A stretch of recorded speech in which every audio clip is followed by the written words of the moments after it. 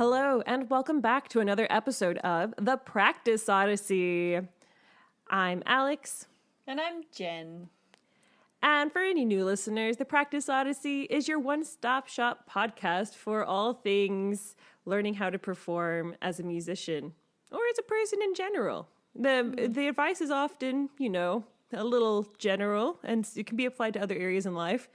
And today we're going to discuss all of the things that we've learned in all of the books that we practiced through in Season 5.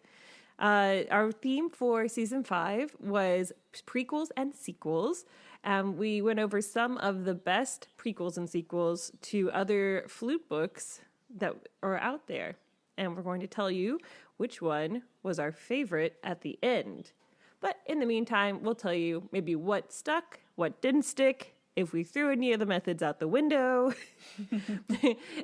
So, Jen, are you ready to start our Season 5 review Podyssey? Sure am. Cool.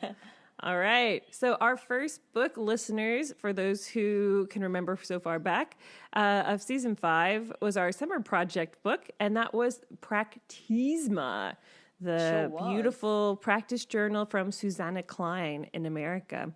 Mm-hmm. And Jen, did it stick? Did it not stick? Are you still using some of the things that we learned in Susanna Klein's book? Yeah, well, I mean, as per usual, my summer project was a little bit on the... started off great and then slowly tailed into chaos, as happens with most of my holidays projects. But, I start off with great intentions. Look, I really like the structure of it. And so at the end of the podcast, I decided, yes, I was going to kind of almost start back at square one and go through it again and use it as a way to structure and reflect upon my practice. Ooh. And I've been doing it. I mean, haphazardly. It's getting better. But yeah, I really liked how she puts in this method of ways which you can keep notes about your playing so that you can observe patterns over a long period of time or even short period of time, which I found really helpful because I'm not a great journaler, as we discovered when we did the Artist's Way. That was literally my idea of hell. I'm not very good at writing things down. So, but I liked this way of kind of keeping notes because basically I just filled in the blanks and it was good. And then there was some reflection exercises. So, I've been liking this. It's been very helpful to my practice. And I think I'm going to, keep using it. Yeah, that sounds like it was really helpful, Jen. So, and I'm glad that you're kind of going back through it and then and like relearn or trying some of the other things that she offered as well. That sounds really... Yeah, like it was really idea. good. And it's interesting, like when you go back and even if you do some of the exercises which you've done before, like the reflections, you kind of think of more things or different things than you did before. So it's interesting. It's like constantly evolving or something maybe a bit different now. Because, like with stage fright and performance anxiety, like I find... my reactions or my physical reactions to that change depending. It's very odd. It's very weird. Like there was this phase where I was getting a really tense jaw from performance anxiety. Very odd. And then it disappeared and then it just turned into like super dry mouth and then anyway, it just kind of seems to cycle through. It's like my body's just experimenting with, let's see what different things we can throw at her today. As soon as she steps on the stage, it's like, woohoo. Yeah. So it's kind of nice going through because then you're just like, okay, well, at the moment, this is what I'm experiencing. And then even seeing what before my answer was, you're just like, oh, yeah. And how did I tackle that? Can I apply anything? Yeah, it was good. What did you think about Practisma? Has it stayed or has it gone or what's happened? Great question. I think mine was similar to yours. I think I did get through a lot of the prompts, but I wasn't super consistent on the journaling part. I was at the beginning, of course, and then, a lot of things in life, dropped off a little and then it got back on it at the end. I did really like her reflection prompts. I remember those. I haven't done any since I got since we moved on from the summer project, unfortunately. Yeah. One of those things, out of sight, out of mind. But I also do my own little like self-reflection in my planner every day. So yeah, you've kind of, it wasn't such a stretch for you, was it? Because you kind of do this already anyway as part of your practice. Yeah, we do it like as part of our practice. And so I do continue doing some reflections, just not the ones that she had in her book. But I do follow her on Instagram. She has a great Instagram where she breaks down a lot of the ideas in the book into very helpful, resourceful posts. And I really liked this one she did yesterday, I think, which actually it talks about, our practice triangle. And she actually breaks down each element of the triangle. So, like what is mental practice? What is physical practice? What is spiritual practice? Like the same triangle, different wording, Let me see if I can find, I saved the post because it was so good. Follow. There we go. Followed her. Yeah. Love it. Yeah, the triangle. There it is. Right. I think so she does hers as a Venn diagram, but very similar to Sharon Sparrow. Right. Speaking of. Very similar. Yes. Oh, I guess we could bring that up now. Listeners, we had a surprise comment on our YouTube page from the Sharon Sparrow herself. Oh my gosh. We are starstruck. We are a little wow. bit. Just wow. A little bit. I mean, a little bit. Sharon Sparrow, if you're still listening to our podcast, you inspire and amaze us. And we're so glad that you wrote this book. And thank you so much. Yep. Still using your process. So good. Oh, yeah, that was super exciting to see that she heard our podcast and she liked it as well, I think, based on the comments. So I'm very happy. And I was super inspired afterwards to continue working through her book. So I also dipped back into one of our other seasons books and started looking at some more Sharon Sparrow again. I've still been working through her reading recommendation list, and it's really gotten me on a like performance reading hack or kick where I'm reading books about how to perform better and, like training your mind mentally. So it's also mentally strong. It's not your fingers. It's also your mental state. Yeah. But I'm sorry, we're getting away from practice. We are. But it is also, kind of related. So, I would say, she's still very much a part of my everyday. And I'm very glad that I read the book because it's helped me kind of keep that structure of, mental, spiritual, and physical practice. Yeah. And keeping it all in balance. Yeah. So, it was really good. So then our second book, Jen, was our first prequel or sequel. And we started with a sequel from Paul Edmund Davies, a.k.a. his Consequence of Sequences. Names. He just thinks of the best names for his methods. He does. Listeners, go pick up his Coffee Noodles, because that is also one of the names that it came out recently. But yes, Jen, what did you think? Did it stick? Did something not stick? Have you looked at it since we did the podcast? What are your thoughts? I must confess, I really enjoyed it when we did it. And as a sequel, it was more of, he explains it and describes it as a set of etudes. No, I haven't really been doing it I think it's a book which is kind of go on my regular rotation list. So the way I practice technical work is I have a bunch of books which I kind of cycle through regularly. When I've got a piece of music or rep which I'm practicing which requires ridiculously long phrasing. Then his tone exercises are really... Exactly. I go and punch through a few of those tone exercises because, geez Louise, if you can do those. You're in a really, let's put it this way, you're in a very good spot for Debussy. It's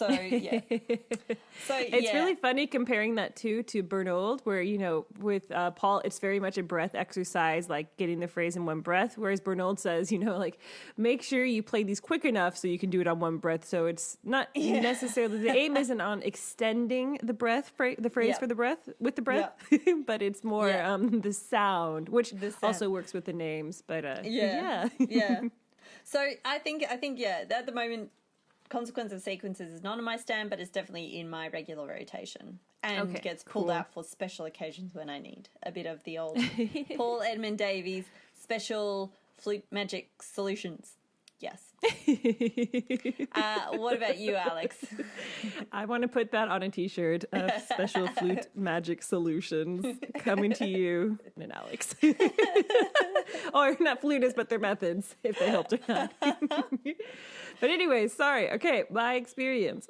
Yeah, I think I have a similar practice regime for you, as to you, where it's the structure kind of stays in place, and it gets altered a little bit every time we do a podcast. I check something new in, like I replace it, but it is with the rotation. But yeah, I think I've mentioned in the past and previous podcasts, listen to that alliteration. I have like my bookshelves for flute playing are kind of separate. I have one set, which is like where I put all of my pieces that I don't practice all the time. So it's a lot of my solo work, my chamber work, and everything that if I do it for a concert, I pull it out. And if not, it's in these nice, pretty white IKEA like music holders.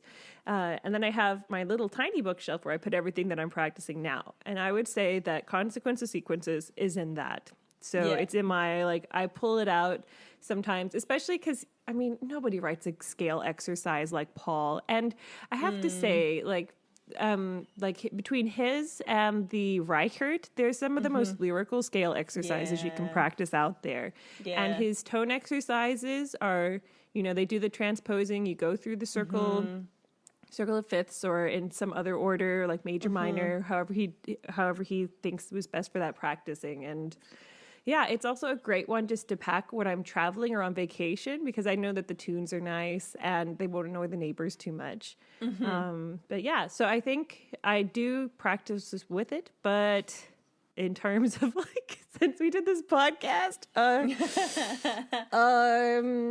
I think I pulled it out once. But yeah, so it's definitely, I love it, and it's a great method, and it's like a little mini version of his 28-day book for all flutists eventually. So it's just such a nice little practice methodology. So yeah, that's my review. Yeah, so our next book was Susan Milan's Flute Technique Book 1. And this was the prequel to the one we had previously done on the podcast, which was Flute Technique Book 2. Because that was the one that we got when we did some master classes with her. Yeah, exactly. So yeah, this book has stuck with me. I used it during the Bernold embouchure episode. So that way I had some, because he wanted scales that were not too crazy. And I love Paul, but I was like, yeah, they're a little crazy. So I'll choose something a little more familiar, but also, extends the range of the flute. So I'm making sure to cover all 3 octaves as well. So that's why I chose Susan Milan's books, because they're great. I see why, Liz, our teacher in Australia, really loves them as well. And I see why Susan wrote them. So they've stuck with me. Normally, I think I don't practice them too much, but I often tell my students to purchase this book because it's such a great book for students. Like, this is a great book before you move on to some of the other ones as well. And it's a good one to have in your repertoire. So, yeah. So that's my review of Susan Milan's book. How about you, Jen? Have you, did it stay? What didn't stay?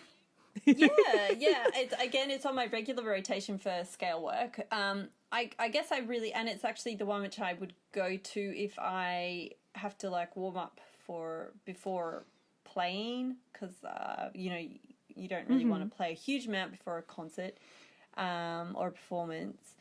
So I use it then, and also just like if I've got a little bit less practice time that day, I really like this method because it's a little bit of everything. You get to practice your scales, you get to practice your arpeggios, and then also your dominants and your diminished and your chromatic. And it's all just stuck in one. You do all your articulation exercises, so you're getting your tongue moving and coordinated in different ways.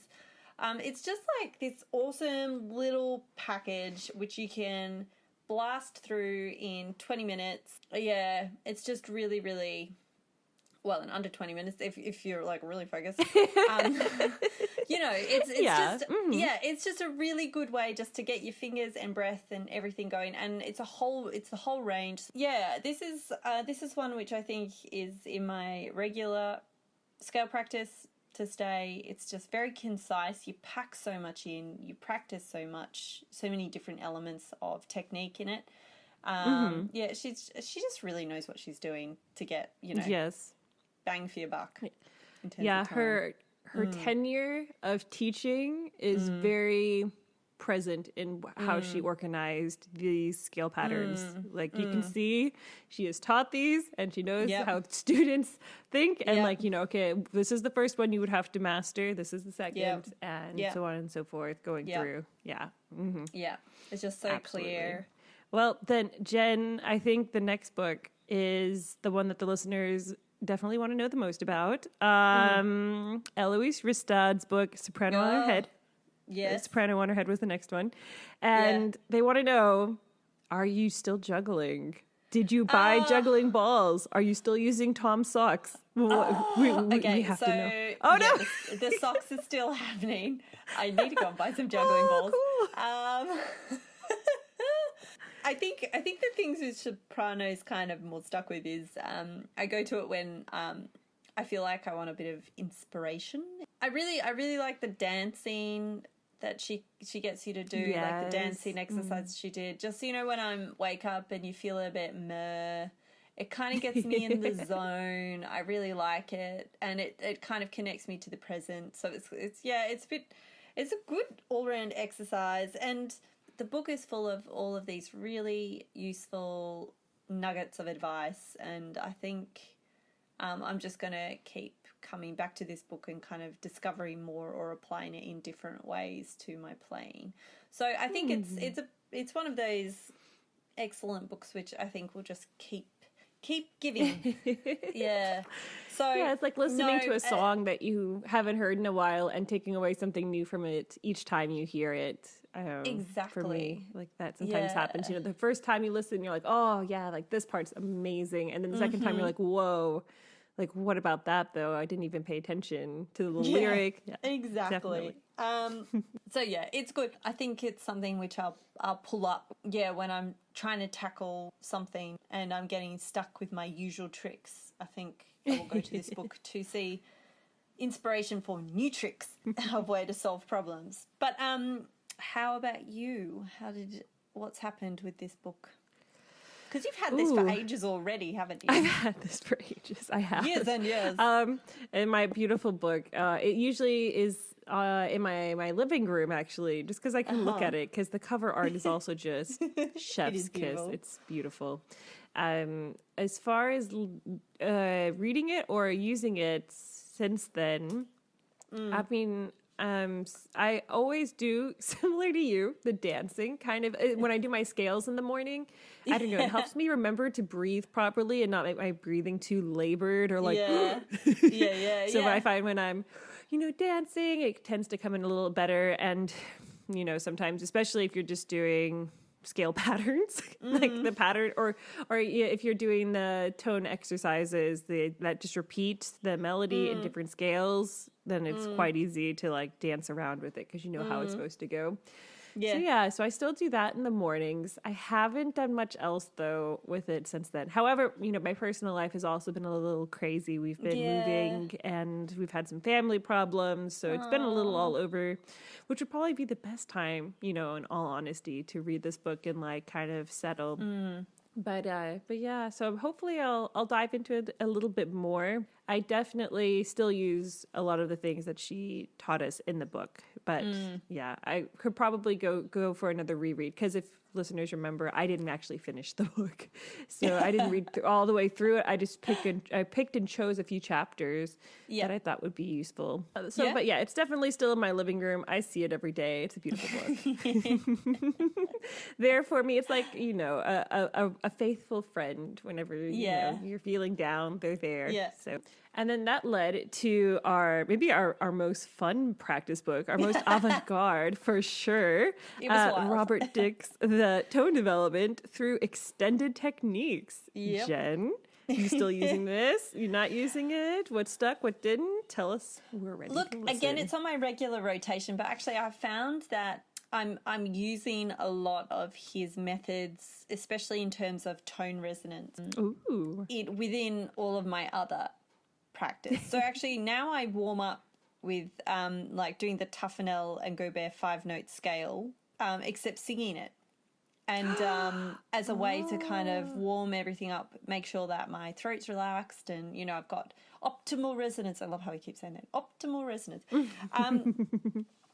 And things like whisper tones and harmonics and singing the repertoire, like it's just become incorporated. I've started incorporating all of those extended techniques as part of how I practice my tone work. Even if I'm using something as like tone development by Moyes, I'll be using a lot of Robert Dick's methods for creating optimal resonance with those exercises as part of them.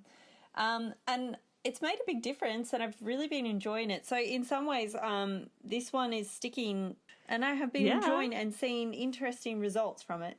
How about you? Let's see. So definitely still using the harmonics. I really liked his exercises for harmonics. I tend to do them pretty regularly in my practice. It's kind of my bread and butter. So I kept doing those as well, but implementing his exercises. And like you, also the singing, because I forgot how much I love it, because it really encourages you to have a very open and relaxed like column of air around your throat area, which is an area where flutists, we tend to hold a lot of tension. Hold tension, And I was applying it to the Bernold often. I would sing through the first set of exercises, like the first ones to get you, like, you know, your column.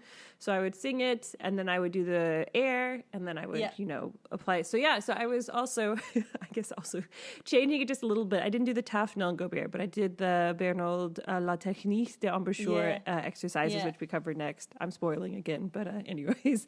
But yeah, and similar to you, I haven't really used the multiphonics as much, but I know next time I have to pull out a piece that uses multiphonics or something similar, then this book is immediately like, this is going to be my practice warm up. Like this is what I'm going to use. So but yeah, I learned a lot of really great things, and it was so good. Oh, so good.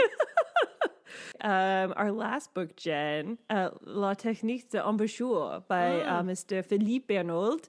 What stuck? What didn't stick? Are you still using it?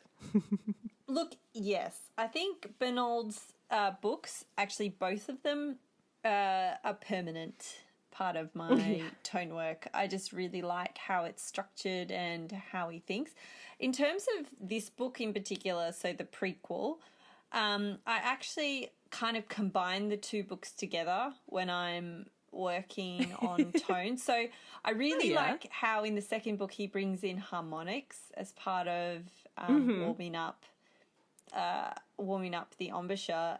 I use the first book because the first book has so many exercises. So basically you've got to go through like 3 months worth of practice before you start repeating. Once I run out of exercises in his second book, then I just go and use the similar exercises from the kind of corresponding section in his first book. So I've kind of combined them together. So I'm using the first book, this one which we've just looked at, as the appendix. But then in the first book, I really love his articulation exercises. They're so helpful for warming up the sans-fi, of course, because they just kick my butt all the time. And I really like them. Look, Bernold is definitely on the stand and he's there to stay for a very long time. Yeah. Excellent. How about you? So glad to hear that. Yes, very similar verdict for me. For me, I also do a little bit because some of his exercises for les sons, so like to build like the air column and the sound from the second book, Les Soufflets, Les Sons. I just love, like, he does one for Prokofiev's Romeo and Juliet that's just so beautiful, and I just love starting my practice day with that one. It just gets my head in the right headspace, and I'm like, oh, the flute is such a beautiful instrument. I love the flute. And then it's really positive, and then I can go from there. But it's also a little challenging. There's some like technical aspects to it, but not too many. So yes, but yeah, I definitely, like I mentioned in the Robert Dick part of this podcast, I've incorporated some singing as well into the tone parts, the first exercises, but still very much using them. It's just a great way to like get the sound going and to like get your motivation up, I think. Is just perfect. And his little son fees, the bane of my existence, getting those pianos really soft at the ends and beginnings of notes, or like making sure they're very clear. I'm still working through that. It's fun, but it is helping. And I, every time I do it, I notice that they're getting better and better. Yeah. So yeah, very much still on the stand for me. So hooray. Such a good book. And I think, Jen, that brings us to our last question for the podcast. Out of everything we did for this season, if you had to choose a favorite, which one would be your favorite? Which one would it be? I know. There were so many good ones. There's always so many good ones. They're all my favorites. I don't know. This is the problem. Like, all of them hit different parts of practicing in different ways in different areas so well. Like, they're each, I feel like, such a beautiful niche of part of practicing. I mean... Oh, okay. How about this? Because this is how I was going to take the question. What's maybe your unexpected one with things that maybe, like, you weren't expecting it to be as enlightening as it was? Like, like the book that maybe you came into the season, like, maybe thinking it was going to be good, but you were like, like, wow, I learned a whole bunch from this that I didn't anticipate. Okay. Because, it's hard. These are all amazing people, and they all write amazing books. So okay, the one which I guess I'm most surprised about and was unexpected would have to probably be Soprano on Her Head. Because, I mean, I'd heard a lot about it, and, it's like, you just think, I guess it's all the hype. It's all the hype. And then I read it, and I was like, wow. Okay, yeah, I understand the hype now. It lived up to the hype. Really, really good, and it's lived up to the hype. You know when you just normally you always feel a little bit disappointed after something's been really, really talked up for so long. This one, it exceeded expectations. I was like, wow. So I think in that one, it would have to be Soprano on Her Head. Oh, wow. Oh, my gosh. That's so cool. Oh, I'm so glad you love the book. Yeah. It's such a good book. What about you, Alex? Okay, so my unsung hero, the one I had high expectations, but I was really surprised at how much I could use it in areas outside of its area. I'm probably giving it away, but was definitely Robert Dick's tone development through extended techniques. Like, I went into this thinking, oh, okay, this will probably just be something I can use whenever I'm just doing some avant-garde playing. Yeah. But it was so many things that he discussed I can use when I'm just doing regular flute playing, playing some classical pieces. Mm-hmm. And that was a big surprise, and I loved it. And like how he incorporates everything, and he did a great job describing everything in each chapter. Yeah, so that for me was, I mean, all of these books were amazing, but that was my unexpected. That was your unexpected. This was really cool. Yeah. Yes. Yeah. So, and I still, and just the cover too is like, I mean, it's not so artistic, but it's very much like, it looks like a classic flute method. Yeah, it's so bold. It's got the nice red and. But yeah, I think that's it from my side. And I think, listeners, that's the end of season 5. I can't believe, Jen, we've caught 5 seasons. We've done 5 seasons now. Amazing. That's crazy. That's a lot of technical books we looked at. We have, and thank you so much, listeners, for joining us every fortnight to hear how we went. We love hearing from y'all, and keep sending questions. We get a few on our YouTube pages. We also get some via email. For those who don't know our email, you can find it in the show notes. It's thepracticeodyssey@gmail.com. You can also leave us a rating and review on Apple Podcasts. We currently have a nice 5-star rating, but we could always use more. And if you write a review, it's super helpful and it helps other people find us on the platform too. So come and have a coffee with Jen and I, and you can learn all about it. But yeah, you can find us, like I said, on all podcast platforms. Let us know if there's one that we are not on, and I will fix it. And this episode, the art was brought to you from Ivan Potter Smith. Doing a great job. It looks amazing. And the theme music was written by moi, Miss Alessandra Woods. But yeah, listeners, we hope you have a lovely holiday season. And yeah, we look forward to season 6 with y'all in the new year. In the new year. Can't believe it. Yeah, this is Alex and Jen signing off for 2021. See ya. Bye.